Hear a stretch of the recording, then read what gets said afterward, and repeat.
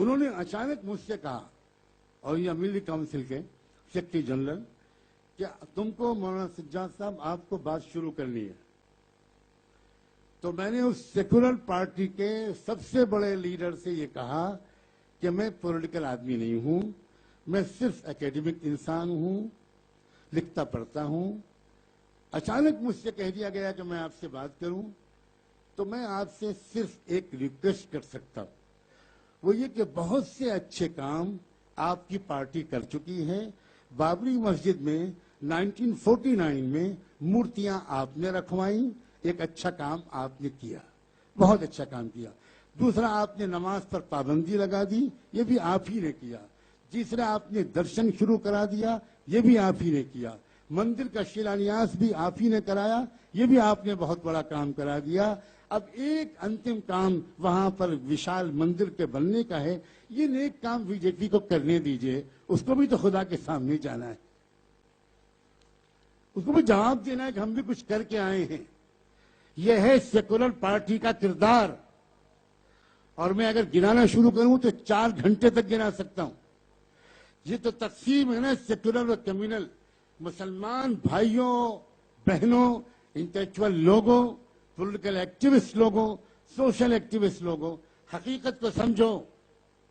اصل مسئلہ secularism communalism کا نہیں ہے, اصل مسئلہ برہمنیکل سوشل آرڈر کا ہے. اصل مسئلہ برہمن واد کا ہے, اور برہمن واد پر پردہ ڈالنے کے لیے اس برہمن لابی نے اپنے کو 2 حصوں میں تقسیم کیا ہے. اور یہ میں پھر شکایت کرتا ہوں, اور میں نے کل بھی کہا تھا کہ کم سے کم پولیٹیکل لیڈر یہ پالیٹکس کی کچھ کتابوں کو پڑھ لیا کریں. کیا یہ کام بھی ہم ہی ملاؤں پر چھوڑ دو گے؟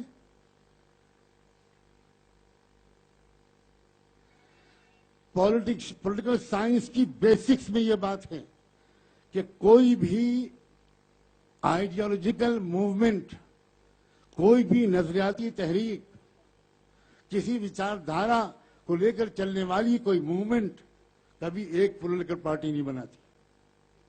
وہ ہمیشہ 2 پارٹیاں بناتی ہیں, اور وہ دونوں پارٹیاں ایک دوسرے کو خوب گالی بکتی ہیں, خوب برا بھلا کہتی ہیں, اور پبلک پوری بیوقوف بنتی ہے. وہ سمجھتی ہے کہ یہ پارٹی اس پارٹی کے وروਧ میں ہے, یہ پارٹی اس پارٹی کی مین اپوزیشن پارٹی ہے. یہ پولیٹیکل سائنس کی ABC جاننے والے کو بھی جاننا چاہیے. یونائٹڈ اسٹیٹس آف امریکہ میں 2 پارٹیاں ہیں, ڈیموکریٹک اور ریپبلکنس. اور آپ نے ابھی حال میں دیکھا کیسی گھمسان کی جنگ ہوتی ہے. لیکن پھر کیا ہوتا ہے؟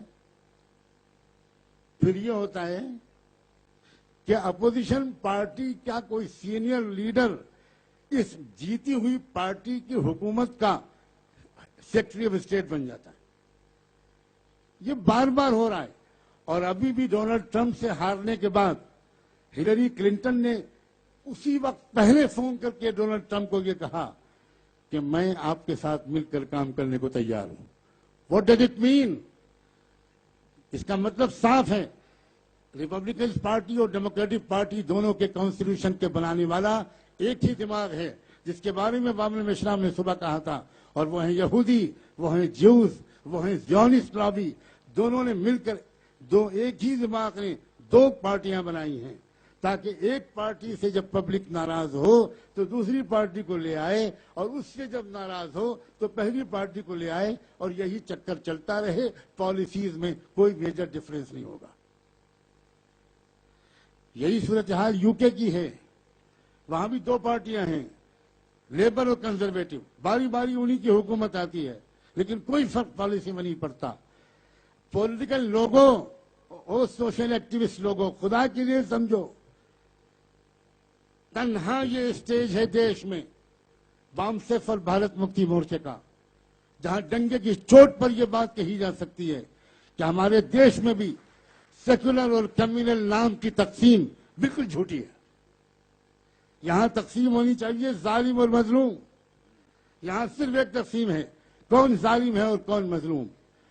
ہم کسی کو سیکولر ماننے کو تیار نہیں ہیں, اس لیے کہ وہ اپنے آپ کو سیکولر کہنے لگے اور اس کے بعد دوسروں کو کمیونل کہنے لگے, اور ہم مان لیں کہ وہ سیکولر ہیں اور तुम सेकुलर हो और वो कम्युनल हैं, हम अच्छी तरह जानते हैं कि तुम भी कम्युनल हो और वो भी कम्युनल है। ये है साफ साफ बात, जिसके समझाने के लिए मैं सख्त बीमारी की हालत में परसों से भोपाल में हूं, और मैंने परसों भोपाल की महिलाओं से कहा था, जिनको बहुत मोहब्बत के साथ आमंत्रित किया हमारे अजीज दोस्त आरिफ मसूद साहब ने, और एक कॉल पर हजारों महिलाएं जमा हो गई, और मैंने उनसे कहा था कि असल बात मैं वहां अधिवेशन में आपको बताऊंगा। बातें बहुत थी मेरे जहन में, लेकिन मैं जानता हूं मगरिब की नमाज का वक्त हो चुका है, और इसलिए मैंने उस वक्त कहा था कि मैं बाद में बात करूंगा, मैं पहले चाहता हूं अमन मेश्राम कंक्लूड कर दें। लेकिन मैंने देखा कि, और अमन मेश्राम जी ने देखा कि बहुत सी बहनें ये समझकर कि अब मेरी स्पीच नहीं होगी वो जाने लगी। तो मैं ये उसूली बात कहना चाहती हूँ, अगर आपको इस देश की सेवा करनी है, अगर आपको इस देश की व्यवस्था में बदलाव लाना है, अगर आपको सिस्टम को बदलना है, तो सेकुलर और कम्युनल पार्टी के झूठे जाल से निकलना होगा। ये 100% झूठ है। काश के मैं बता सकता कि महात्मा गांधी कैसे सेकुलर थे, काश के मैं सबूत पेश कर सकता कि पंडित जवाहरलाल नेहरू कैसे सेकुलर थे। पंडित जवाहरलाल नेहरू के सेकुलरिज्म का राज फाश करने के लिए किसी और की किताब का मैं हवाला नहीं दूंगा। बीजेपी के फॉरेन मिनिस्टर सिर्फ जसवंत सिंह की किताब आप पढ़ लीजिए, उसने साबित किया है कि भारत के बंटवारे की असल जिम्मेदारी नेहरू और पटेल पर है। मैं जसवंत सिंह की किताब का हवाला दे रहा हूं, मैं मौलाना आजाद की इंडिया विद फ्रीडम का हवाला नहीं दे रहा हूं, मैं मुसलमान उलमा और मौर्रिखीन की किताबों का हवाला नहीं दे रहा हूं, और मैं सो कॉल्ड सेकुलर लॉबी के राइटर्स का हवाला नहीं दे रहा हूं। मैं खुद 3-4 पुश्तों से सहाफियों उलमा की औलाद में हूं। हजारों लाखों सफात मेरे बड़े भाई ने भारत के बंटवारे की तारीख पर लिखे हैं। मेरे वालिद साहब उस नस्ल से ताल्लुक रखते थे जिनसे मशवरे लेने के लिए मौलाना आजाद उनके घर पर आया करते थे। मैं घर का भेदी हूं, मैं अच्छी तरह जानता हूं इस बात को, लेकिन बस ये खुदा का शुक्र है मैं कब से एक ऐसी जगह की तलाश में था जहां मैं अपने मुताले को ईमानदारी से पेश कर सकूं। खुदा आबाद रखे इस गुलशन को, खुदा शादाब रखे इस चमन को। यह है बॉम्बसेफ का वो स्टेज जहां किसी रिजर्वेशन के बगैर, जहां किसी तहफ्फुज के बगैर मैं साफ साफ अपने लाखों सफ़े की मुताले की बात पेश कर सकता हूं।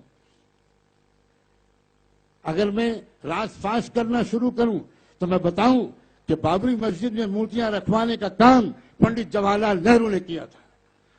अगर मैं साबित कर सकता हूं हुआ क्या था, उस वक्त हिंदू महासभा एक बहुत बड़ी तहरीक